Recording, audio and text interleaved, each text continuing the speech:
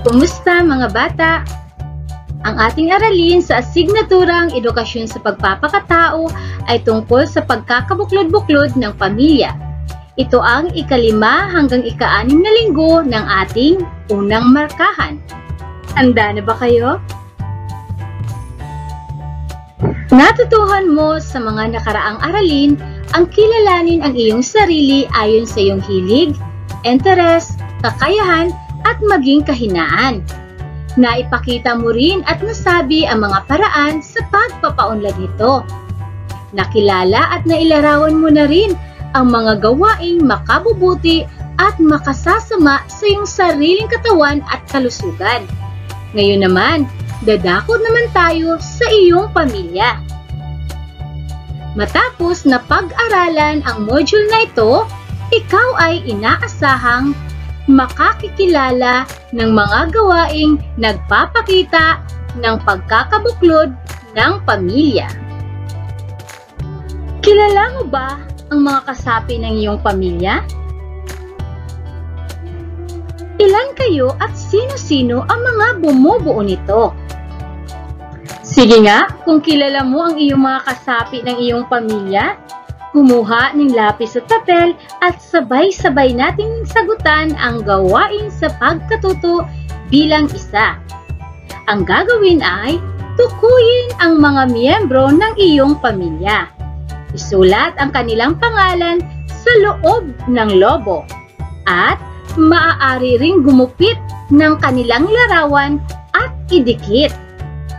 Magdagdag ng lobo kung kinakailangan. Okay, halimbawa. So, ang miyembro ng aking pamilya ay ang aking mama. Isusulat ko lang ang pangalan niya dito sa lobo, Mama Myrna. Ayan. Aking papa. Ayan, yan lang po ang sample. Ilalagay niyo lang kung sino-sino ang mga kasapi o miyembro ng iyong pamilya. So, kung marami kayo sa inyong pamilya, magdagdag lamang ng lobo. Muli, maaari kayong magdikit o gumupit ng larawan ng iyong mga kasapi sa pamilya at idikit ninyo ito sa lobo. Ano nga ba ang pamilya? Ang pamilya o mag-anak ay ang pinakamaliit na bahagi ng lipunan. Ayon sa batas, ito ay karaniwang binubuo ng ama, ina, at ng mga anak.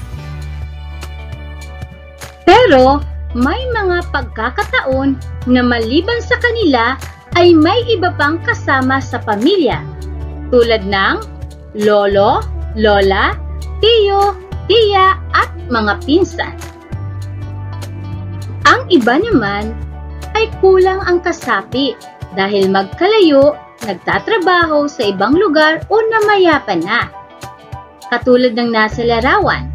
Kung napapansin ninyo, itong larawan na ito, si nanay lamang at ang mga anak. At ito namang isa, si tatay at anak lang. Minsan naman si lola lang at yung mga apo. Kahit na kulang ang miyembro ng kanilang pamilya, matatawag pa rin natin silang isang pamilya. Kailan nga ba masasabing ang isang pamilya ay nagkakabuklod-buklod? Ano nga bang ibig sabihin ng nagkakabuklod-buklod? May naisip ba kayo kung ano ang ibig sabihin nito?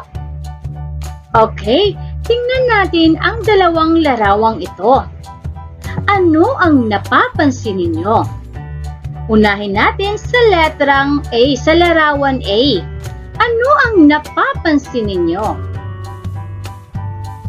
Tama, ang pamilyang ito ay sama-samang naglalaro o masayang naglalaro ang buong kasapi ng pamilya. Sa letter B naman, sa larawan B naman, ano ang napapansin ninyo?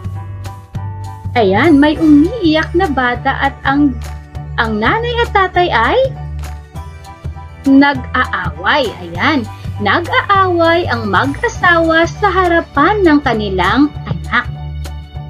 Sa tingin ninyo, alin kaya ang pamilyang masasabi nating nagkakabuklod-buklod? Okay, kung ang pinili ninyo ay ang larawan na nasa letrang A, tama ang inyong sagot. Ang pamilyang ito ay nagpapakita na sila ay nagkakabuklod-buklod.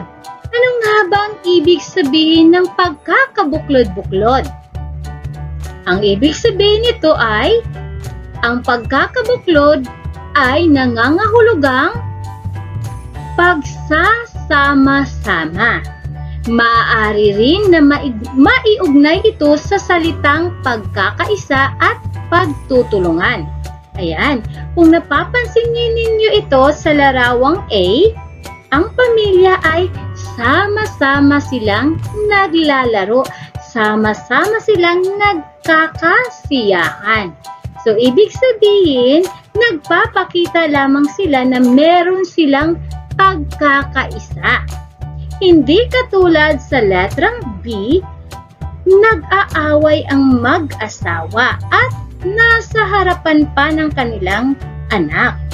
So, nagpapakita lamang ang larawan B na hindi nagkakaunawaan, walang pagkakaisa ang mag-asawa o ang pamilyang ito. Kayo, kung papipiliin kayo, alin ang pamilyang iyong pipiliin? Ikaw, sa pamilyang kinabibilangan mo, nakikita ba ang pagkakaisa? Okay, narito ang ilang halimbawa na nagpapakita ng isang pamilya ay may pagkakabuklod-buklod o nagkakaisa. Tingnan natin ang unang larawan. Ano ang napapansin ninyo? Tama, ang pamilyang ito ay sama-sama o sabay-sabay na kumakain. Ang pagsasama-sama pala sa pagkain ay isang halimbawa na ang isang pamilya ay nagkakaisa. Kayo ba'y sabay-sabay na kumakain? Narito ang isa pang halimbawa. Ano ang ginagawa ng pamilyang ito? Tama, sila ay nagdarasal. Ang pagsasama-sama sa pagdarasal ay nagpapakita na ang isang pamilya ay nagkakaisa. Kayo ba'y nagdarasal ng sama-sama ng iyong mga kasama sa bahay? Ano ang pinagdarasal ninyo? Hey, paano naman nagkakaisa ang pamilyang ito na nasa larawan? Magaling! Ang pamilyang ito ay sama-samang namamasyal. Ayan, di ba masaya ang pamilya na namamasyal? So kapag ang isang pamilya pala ay sama-samang namamasyal, nagpapahiwatig din pala ito ng isang pamilya ay may pagkakaisa o sila ay nagkakabuklod-buklod. Ang pamilyang ito naman ay tuwing gabi sila ay masayang nagkukwentuhan.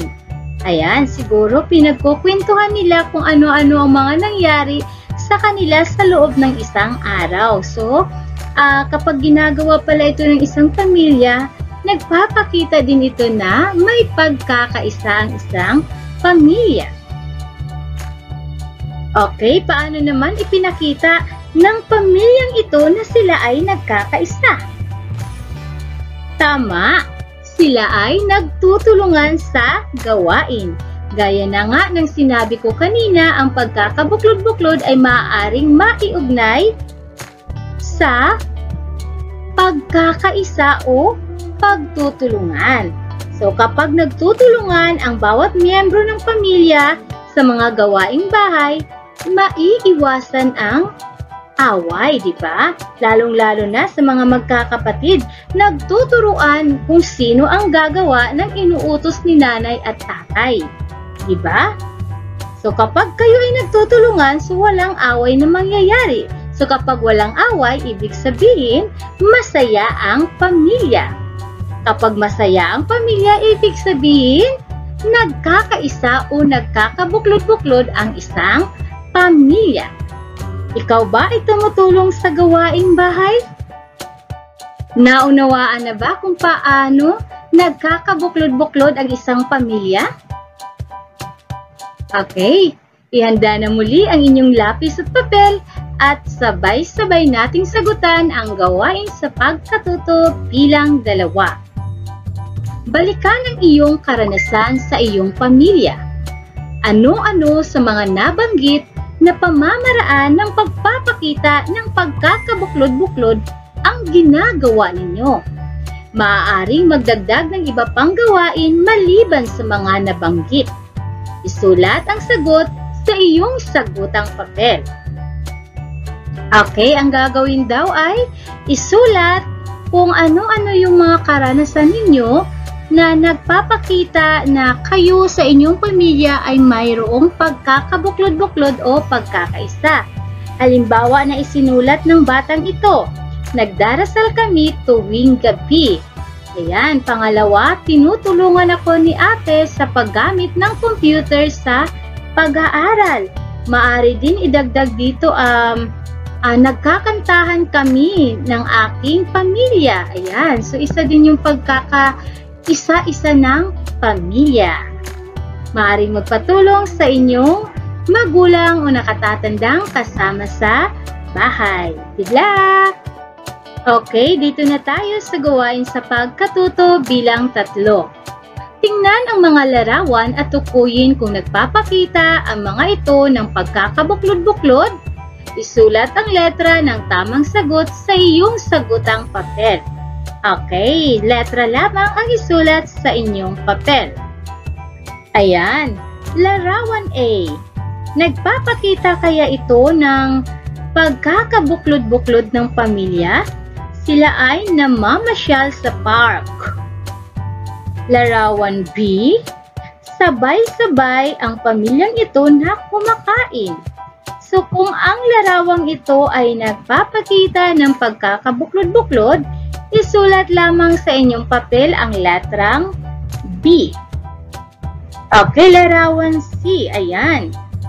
Yung tatay umiinom lang, yung nanay busy sa gawaing bahay, at yung mga anak naglalaro at nanonood lang ng TV. Ayan, nagpapakita ba ito na nagkakabuklod-buklod ang pamilyang ito? Kung sa tingin ninyo ay nagkakaisa sila, isulat ang letrang C sa inyong papel. At kung hindi naman, huwag nang isulat ang letrang ito. At sa letrang D naman, ayan, nasa sala sila, nagkakantahan, nagigitara. Nagpapakita ba ito ng pagkakabuklod-buklod ng pamilya? Okay, isulat ang letra na kung ito ay nagpapakita na sila ay nagkakaisa. Okay, kung ang inyong sagot sa gawain sa pagkatuto bilang 3 ay letter A, letter B at letter D, mahusay. Tama ang inyong mga sagot. Ang mga letrang ito ay nagpapakita ng pagkakabuklod-buklod ng pamilya. Ano-ano naman kaya ang mga kilos na nagpapakita ng hindi pagkakabuklod-buklod o pagkawatak-watak ng pamilya? Okay, gawain sa pagkatuto bilang 4. Tingnan ang mga larawan at tukuyin kung nagpapakita ang mga ito ng hindi pagkakabuklod-buklod. Isulat ang letra ng tamang sagot sa iyong sagutang papel. Kung kanina ang ginawa ninyo ay hinanap ninyo kung ano kung alin yung nagpapakita ng pagkakabuklod-buklod, ngayon naman yung hindi. Tingnan natin kung makuha ninyo ang tamang sagot. Okay, letrang A. So sa larawan A, anong nakikita ninyo dito? Nag-aagawan ang magkakapatid ng laruan. Nagpapakita ba ito ng pagkakabuklod-buklod o hindi? So kung hindi nagpapakita ng pagkakabuklod-buklod, isulat ang letrang A sa inyong papel. Okay, letrang B. Ayan, sabay-sabay silang nanonood ng TV. Letrang C. Ayan, nag-aaway ang mag-asawa sa harapan ng kanilang anak. At letrang D. Ayan, sabay-sabay silang nagsisimba at nagdarasal. Muli, ang ating pipiliin ay yung mga hindi nagpapakita ng pagkakabuklod-buklod. Isulat lamang ang letra ng tamang sagot. Gawain sa pagkatuto bilang 5. Kopyahin ang gawain sa ibaba sa iyong sagutang papel. Markahan ng check ang patlang kung ito ay nararanasan mo sa iyong pamilya at X naman kung hindi. Sa hanay ng kahilingan, lagyan ng thumbs up kung nais mong maranasan ito at thumbs down naman kung ayaw mo. Gawin ito sa sagutang papel. Okay, so ito yung kukopyahin ninyo sa inyong papel. Number 1, ang kilos o gawain, sama-samang kumakain ang pamilya.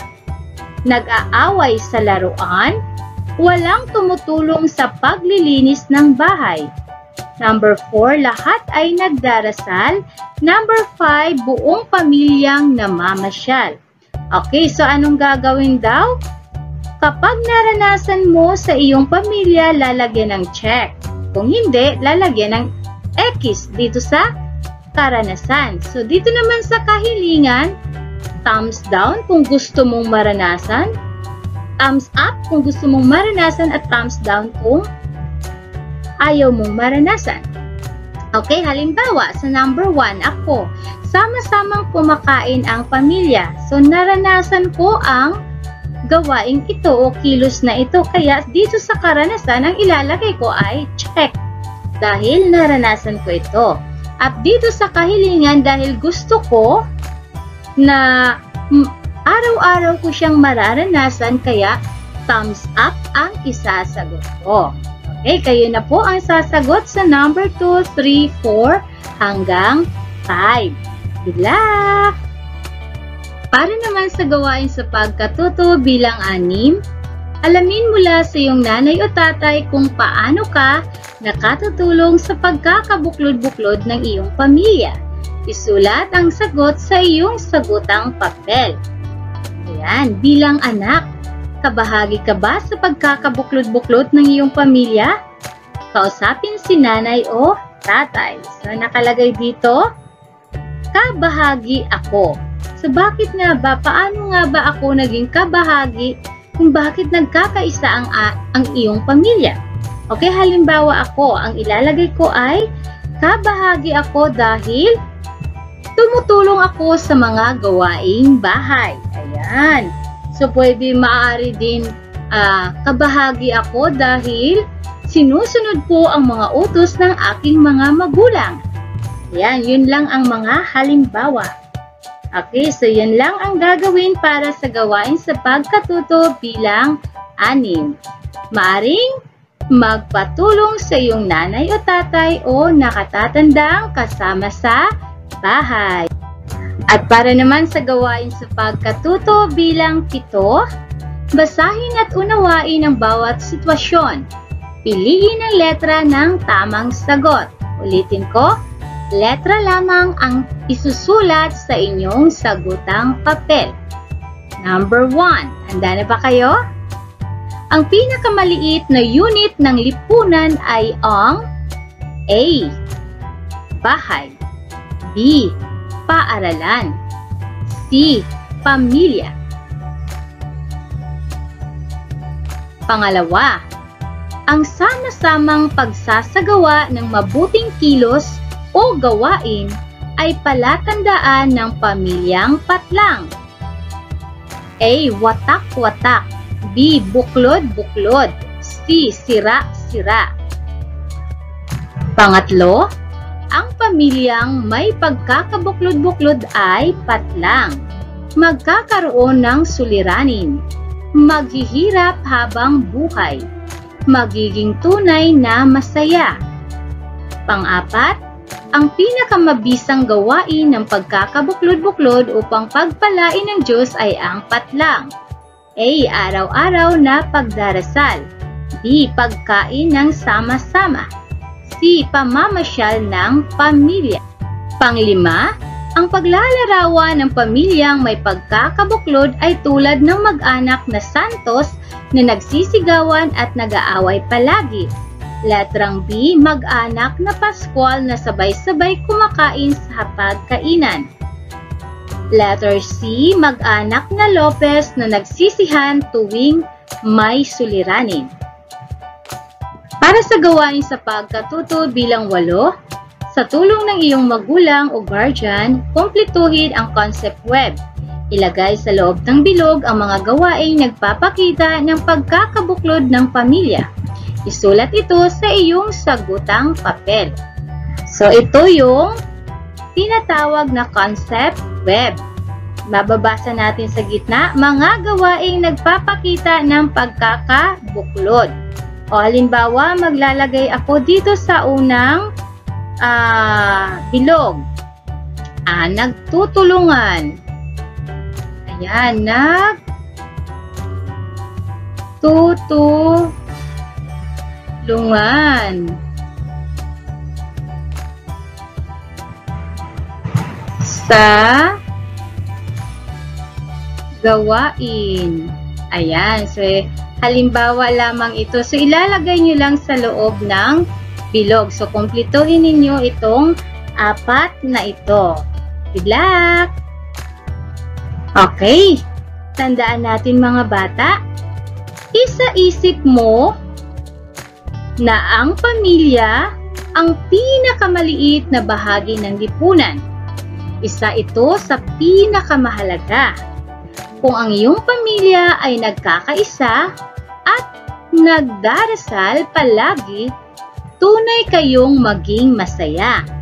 Madali rin ninyong malulutas ang anumang suliranin. Okay, hanggang dito na lang ang ating aralin. Muli ako si Teacher Rona. Maraming salamat sa inyong pakikinig. Hanggang sa muli, paalam!